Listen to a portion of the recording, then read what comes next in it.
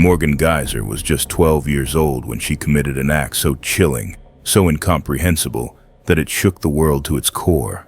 This was no ordinary crime. It wasn't driven by money, jealousy, or anger.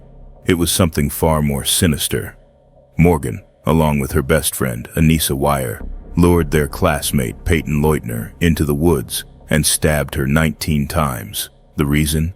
To appease a fictional internet character, a faceless figure known as Slender Man. What began as an innocent fascination with an online story turned into a horrifying reality that no one could have imagined. To understand how this tragedy unfolded, we have to go back to the beginning. Morgan Geyser was born and raised in Waukesha, Wisconsin, a quiet, unassuming town that seemed worlds away from anything resembling darkness or danger. Her childhood appeared normal on the surface. Her parents described her as a creative and intelligent child who loved to draw and had a vivid imagination. But beneath that exterior, Morgan's mind was beginning to unravel. By the time Morgan was in middle school, her fascination with fantasy and the macabre had taken a darker turn. She discovered Slender Man, a fictional character born out of an online forum known as Creepypasta. Slender Man was depicted as a tall, faceless figure who lurked in the shadows, stalking and abducting his victims.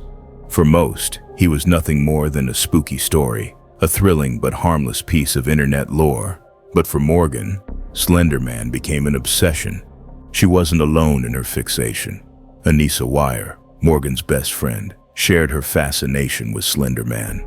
The two girls spent hours delving into the stories, reading every detail, and immersing themselves in the dark world of his legend.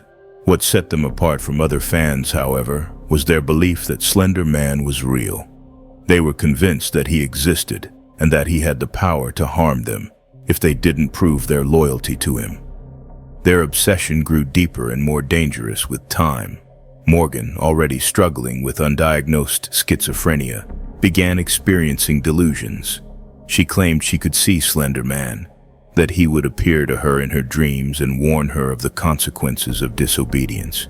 Anissa, though not mentally ill, became caught up in Morgan's beliefs, allowing her fear and fascination to cloud her judgment. Together, they created a chilling plan, one that would forever alter the lives of 3 young girls. The plan was simple in its cruelty. They would kill their friend, Peyton Leutner, as an offering to Slender Man.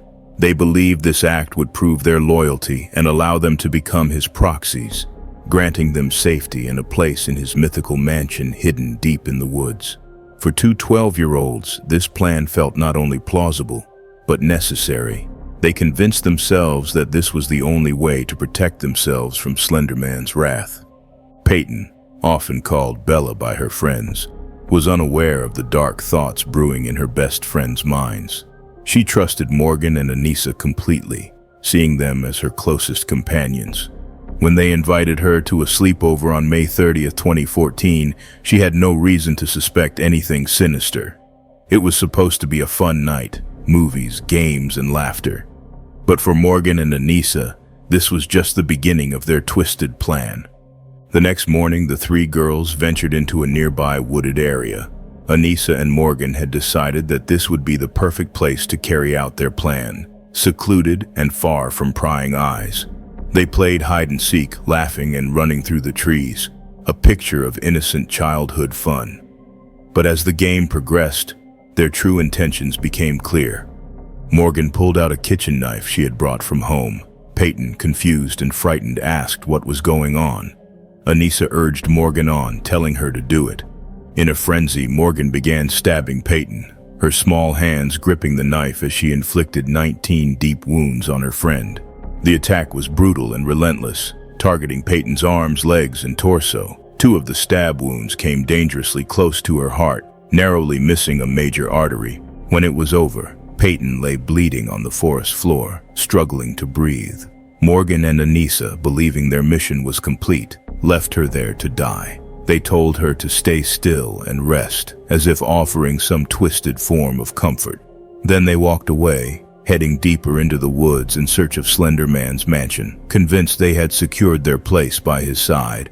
What they didn't anticipate was Peyton's incredible will to survive. Despite her horrific injuries, she managed to crawl out of the woods and onto a nearby road. A passing cyclist found her and immediately called for help. Peyton's survival was nothing short of miraculous.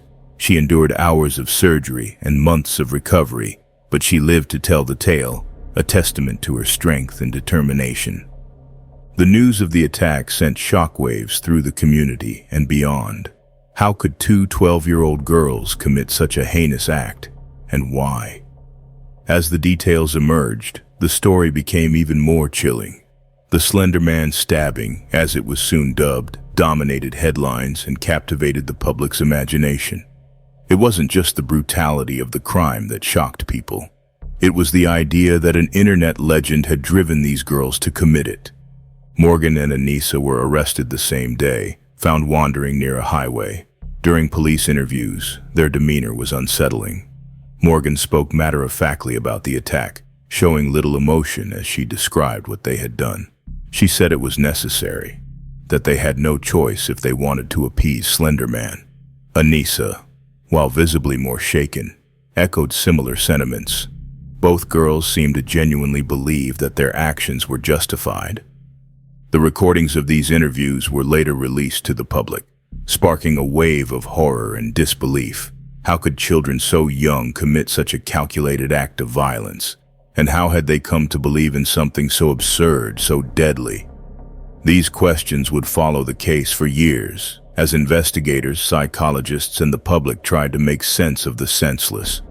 The arrest of Morgan Geyser and Anissa Wire marked the beginning of a case that would captivate and horrify the world. Two 12-year-old girls, barely old enough to understand the full consequences of their actions, had committed an act so brutal, so chilling, that it seemed almost unbelievable.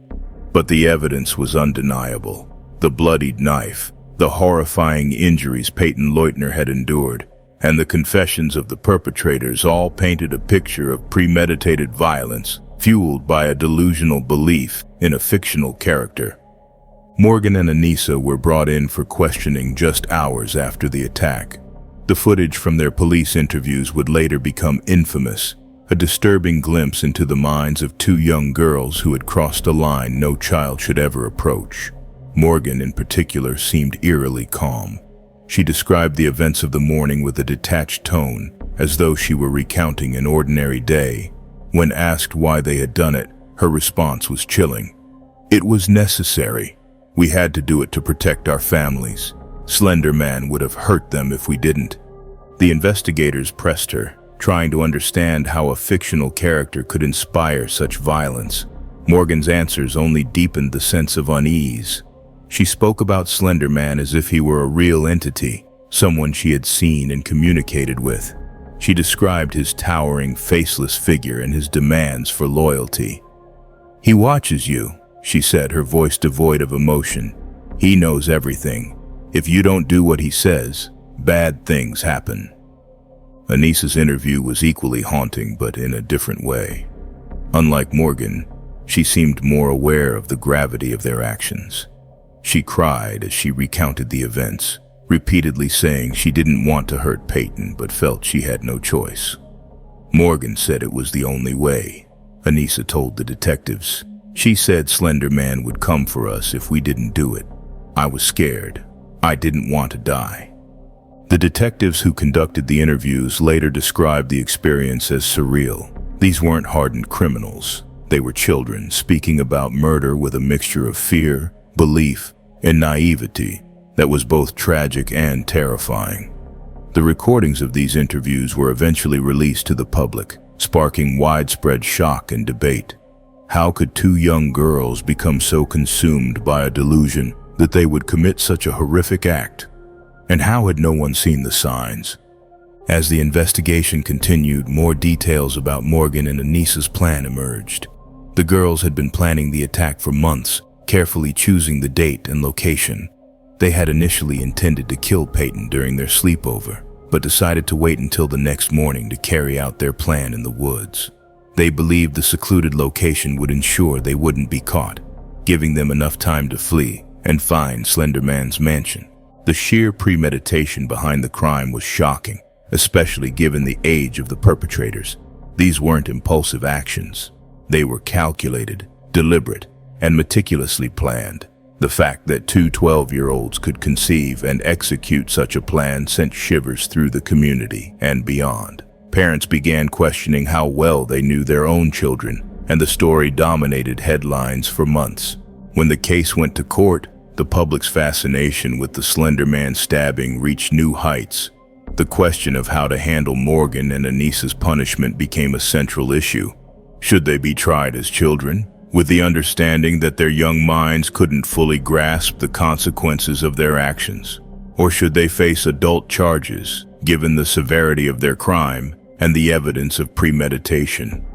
The court ultimately decided to try them as adults, a controversial decision that sparked heated debates. Many argued that their age should have been a mitigating factor, pointing out that children's brains are still developing and that they are more susceptible to influence and poor judgment.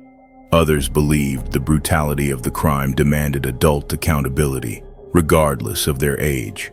What they did to Peyton was monstrous, one commentator said. You can't excuse that just because they're kids.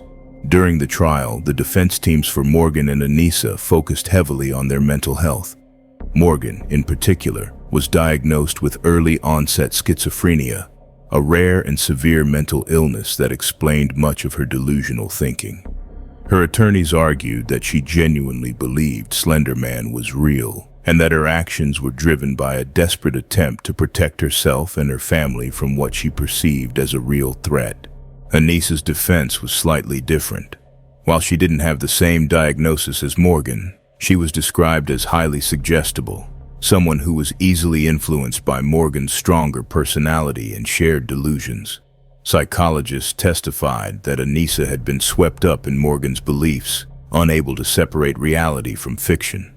Both girls were portrayed as victims of their own minds, caught in a web of delusion and fear. The prosecution, however, painted a much darker picture.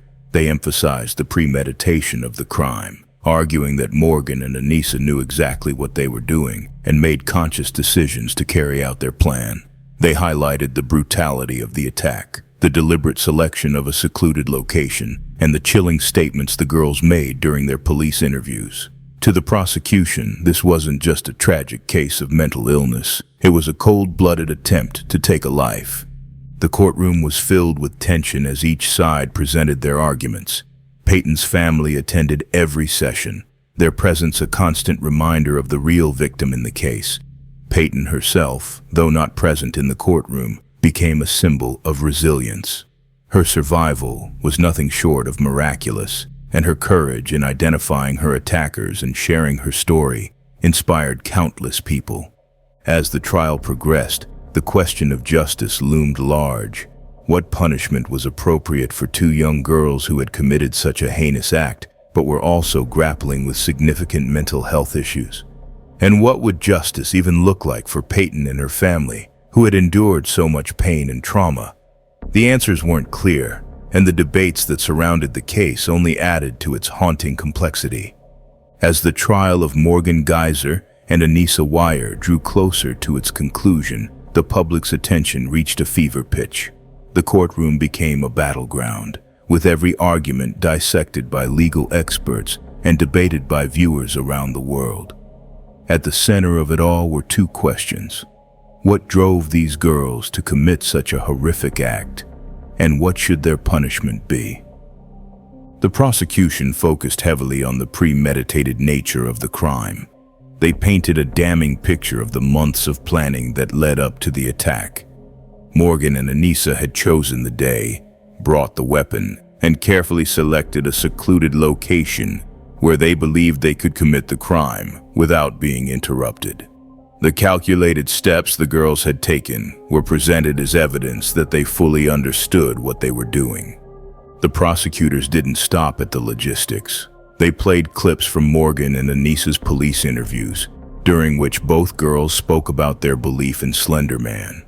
While the defense used these interviews to argue that the girls were delusional, the prosecution framed them differently. They argued that while the girls might have believed in Slender Man, they were still aware of the consequences of their actions.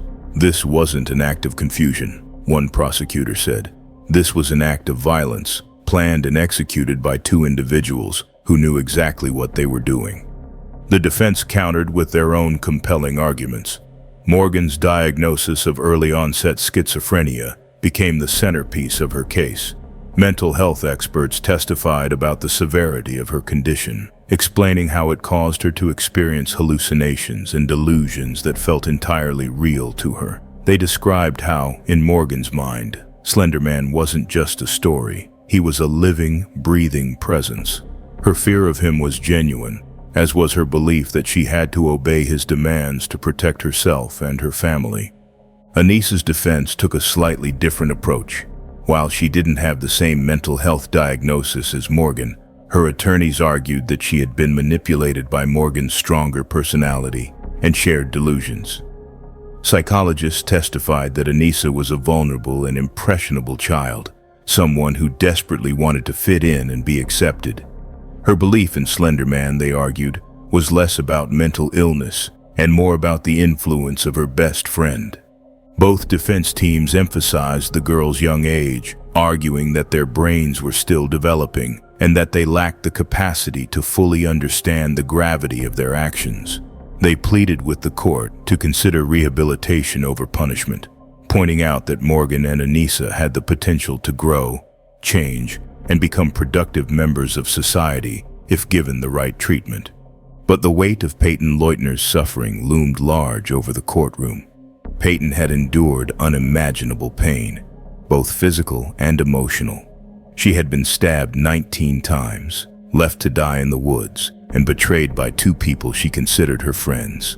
Her family spoke during the trial, sharing the impact the attack had on their lives. Peyton is incredibly strong, her mother said, tears streaming down her face. But the scars she carries, inside and out, will never fully heal. She didn't deserve this. No one does. When it came time for the sentencing, the tension in the courtroom was palpable. Morgan and Anissa both pleaded guilty to their respective charges, but entered pleas of not guilty by reason of mental disease or defect. The judge was tasked with deciding their fate, a decision that would shape not only their lives, but also the public's perception of justice in this case.